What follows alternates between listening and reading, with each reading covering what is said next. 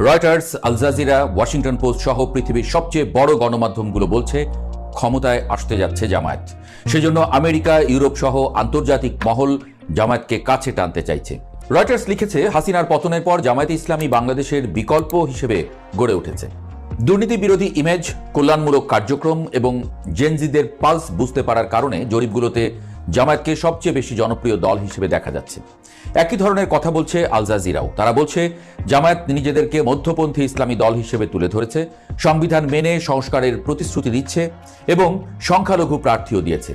তারা বলছে জামায়াত এলে শরিয়া আইন বা নারী অধিকারের উপরে প্রভাব নিয়ে উদ্বেগ আছে ঠিকই, তবে জামায়াতে উচ্চশিক্ষিত মানুষ আছেন অনেকে, কাজেই জামায়াত হয়তো ইরানের পথে যাবে না, বরং তারা যাদেরকে আদর্শ মনে করে সেই তুরস্কের মতোই একটি মধ্যপন্থী সরকার পরিচালনা করতে পারে।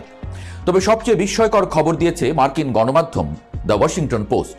ঢাকায় নিযুক্ত এক মার্কিন কূটনীতিকের অডিও বার্তা প্রকাশ করে পত্রিকাটি বলছে, মার্কিন প্রেসিডেন্ট ডোনাল্ড ট্রাম্পের সরকার জামায়াতে ইসলামীর সাথে বন্ধুত্বপূর্ণ সম্পর্ক করতে চান।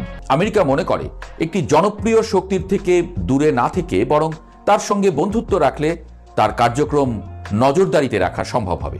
বাংলাদেশের মানুষ যদি জামায়াতকে চায়, তাহলে জামায়াতের সাথে বন্ধুত্ব রাখলেই আমেরিকার বেশি লাভ।